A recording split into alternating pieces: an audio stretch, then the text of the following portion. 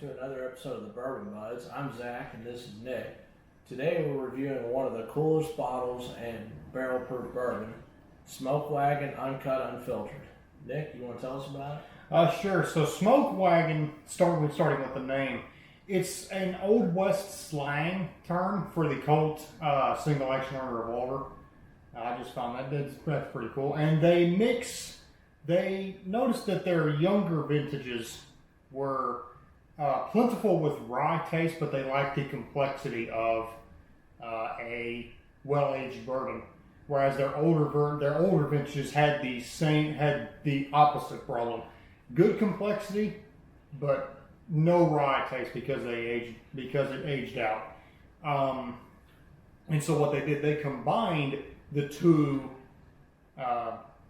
They combined the two vintages into one, and they age this bourbon using a blend of 4, 6, and 10-year-old barrels.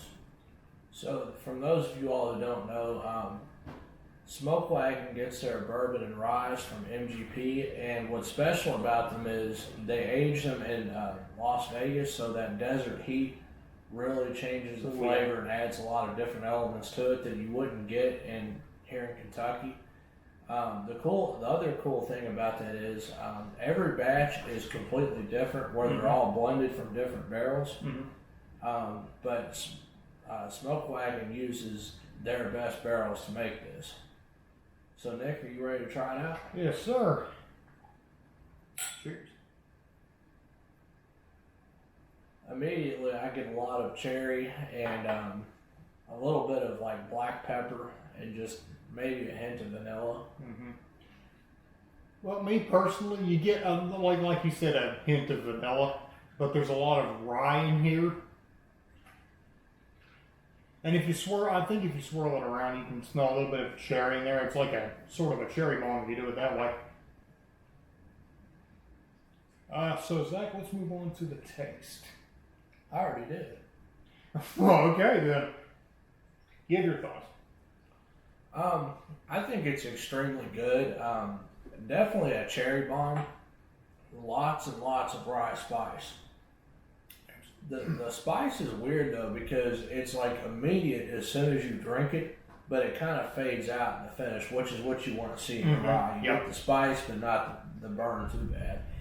And you can get a little bit of the cherry and the vanilla, as with the smell, but I think the cherry and vanilla mix itself to where it's like I don't want to say thicker texture, but a more, what would you say? Complex. Yes.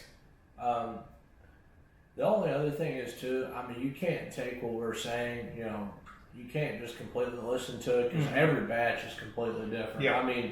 This is 136, so like 137 can taste completely different from this. So Nick, as far as the value of maybe 55 to 70 retail, what do you think about it? I think it's worth that price. But I do like the taste. The rye kind of, at least for me, kind of overpowers the vanilla and the cherry. Even though they do mix and you do get it, but it's just it's kind of overpowering, at least in my opinion. But it's worth 55 to 70. I would more so pay around 55 for this if you can get it that way. But if you can if 70 is the only offering they have, I have to pick it up. Well, they did say on the bottleneck, it's not for the faint of heart. They did. So, yeah, I definitely agree. It's very good, and there's not much of it where they're kind of a smaller operation, so I would definitely pick it up. But I wouldn't pay much more for it, even though it's really good.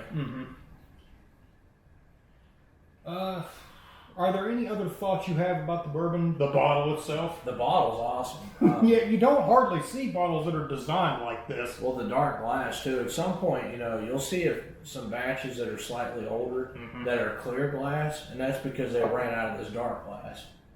I was just about to ask you about that. Yeah.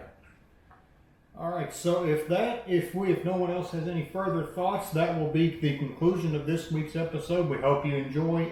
Make sure to like, comment, and subscribe. Click that bell notification so you get notified when we upload. And follow our Instagram in the description below.